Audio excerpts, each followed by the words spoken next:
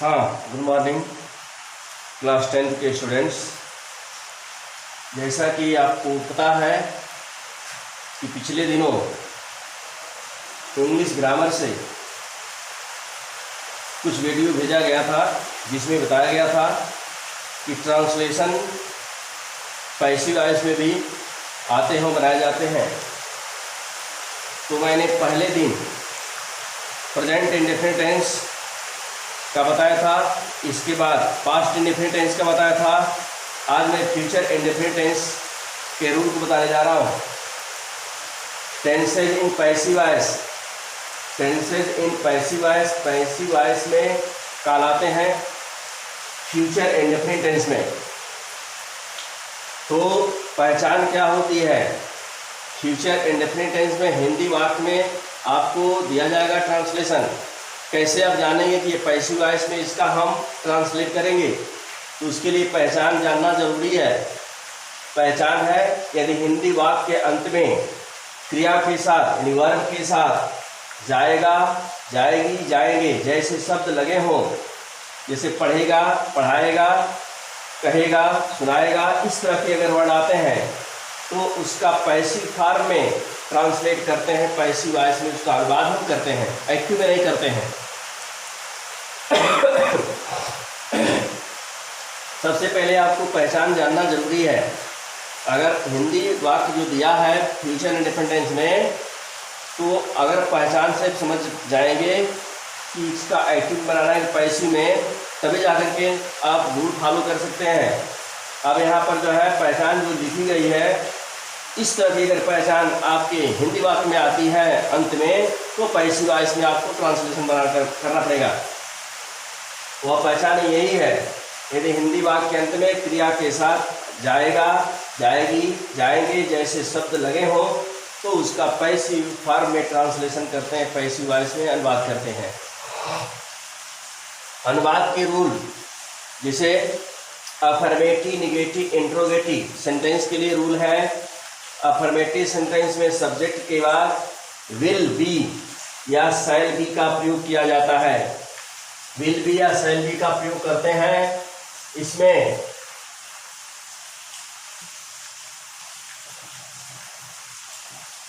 Will be या shall be का प्रयोग करते हैं। अब ध्यान देने की बात इसमें यह है कि एक्टिव वॉइस में फ्यूचर इंडेफिनिट टेंस का अनुवाद जब किया जाता है, केवल विल या शैल का प्रयोग होता है। आई और वी जो फर्स्ट पर्सन के आते हैं प्रोनाउन, उनके साथ शैल लगता है। शेष सेकंड पर्सन हो या थर्ड पर्सन हो, उनके साथ विल लगता है। लेकिन पैसिव वॉइस में यह रूल चेंज होकर के सब्जेक्ट के बाद विल बी, इसमें बी जो है हेल्पिंग वर्ब जुड़ेगा और शैल बी है। ये विल बी और शैल बी दोनों मिलकर हेल्पिंग वर्ब हो जाएंगे। नेगेटिव सेंटेंस में विल या शैल के बाद नॉट और नॉट के बाद तब बी का प्रयोग करते हैं।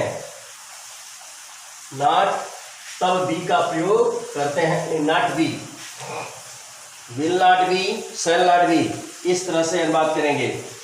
इंट्रोगेटिव सेंटेंस में जो वाक्य क्या से प्रारंभ होते हैं, विल या शैल को सब्जेक्ट से पहले लिखकर, सबसे पहले लिख करके तब बी का प्रयोग करते हैं। अगर यदि वाक्य के बीच में कोई प्रश्नवाचक शब्द जैसे कब, क्या, क्यों, कैसे आता है, तो उसकी इंग्लिश सबसे पहले लिख लेते हैं। उसके बाद तब हम जो है सब्जेक्ट के अनुसार विल या शैल का प्रयोग करते हैं। उसके बाद बी लगाते हैं। इसके बाद सब में हेल्पिंग वर्ब विल बी या शैल बी के बाद वर्ब की थर्ड फॉर्म का प्रयोग किया जाता है। पैसिव वॉइस में थर्ड फॉर्म ही लगाई जाती है। इस तरह से पहचान हुआ और रूल बताया गया है। अब जो है मैं एग्जाम्पल बता रहा हूँ। एग्जाम्पल पढ़ने के पश्चात आपको इस पर 10 सेंटेंस की एक्सरसाइज भेजी जाएगी, जिसको वीडियो के माध्यम से देख करके आप अपने नोटबुक पर अवश्य लिखिएगा, तैयार कीजिएगा। अब जो मैं एग्जाम्पल बताने जा रहा हूँ,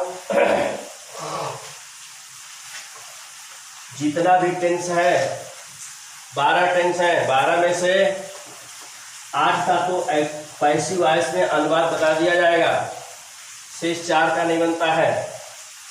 ये पढ़ लेने से, जानकारी हासिल कर लेने से काफ़ी आपको सहूलियत मिलेगी। एग्जाम्पल है,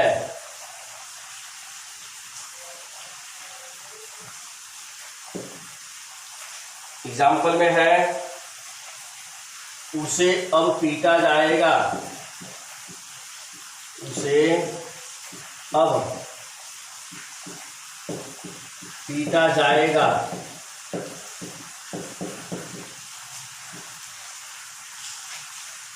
उसे अब पीटा जाएगा, उसे सब्जेक्ट है तो ही विल बी बीटेन।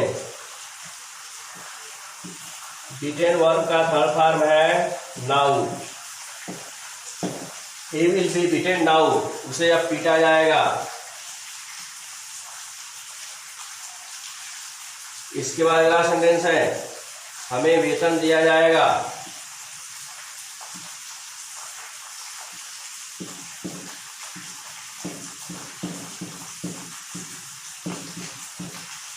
हमें वेतन दिया जाएगा।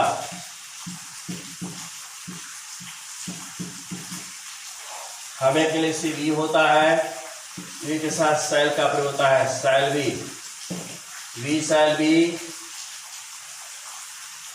We shall be given. Given verb का था फॉर्म गिव के गिवन होता है। सैलरी, सैलरी वेतन होता है। तीसरा एग्जाम्पल है, मैच नहीं खेला जाएगा।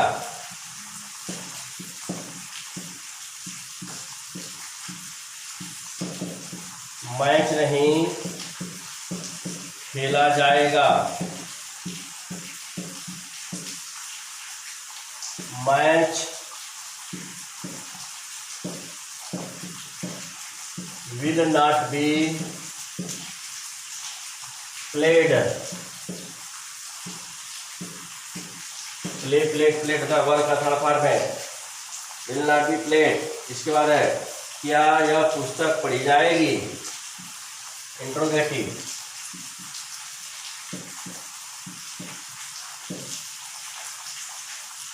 क्या यह पुस्तक पढ़ी जाएगी, उसके मार्क लगाएंगे। Will,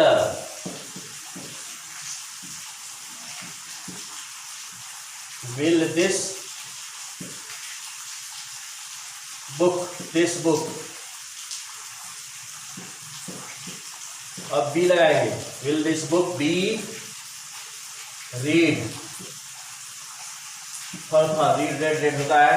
will this book read, will this book be read. पांचवा एग्जाम्पल है, उसे कहाँ भेजा जाएगा, उसे कहाँ भेजा जाएगा। उसे कहाँ के लिए पहले बनाएंगे, where will he be, subject में भी लगाएंगे। Where will he be sent, where will he be sent, उसे कहाँ भेजा जाएगा। इसके बाद है, घंटी कब बजाई जाएगी। वैन, कब के इंग्लिश वैन होता है। वैन विल द बेल,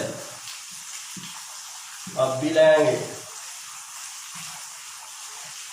रंग, रिंग रैंग रंग होता है थर्ड फॉर्म बजाने का।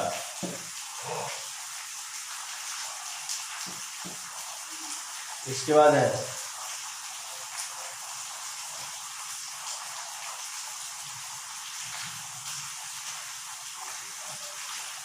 विद्यालय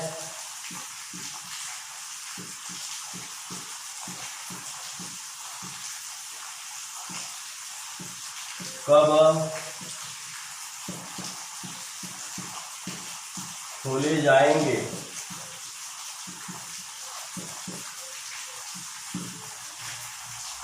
When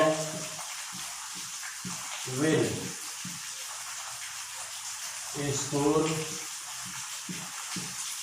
be opened?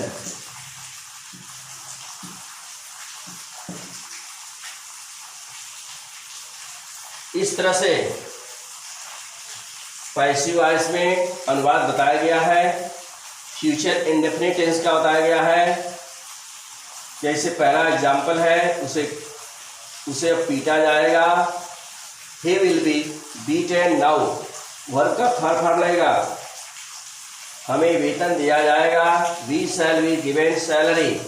मैच नहीं खेला जाएगा। Match will not be played. क्या यह पुस्तक पढ़ी जाएगी? Will this book be read. उसे कहाँ भेजा जाएगा? Where will he be Saint.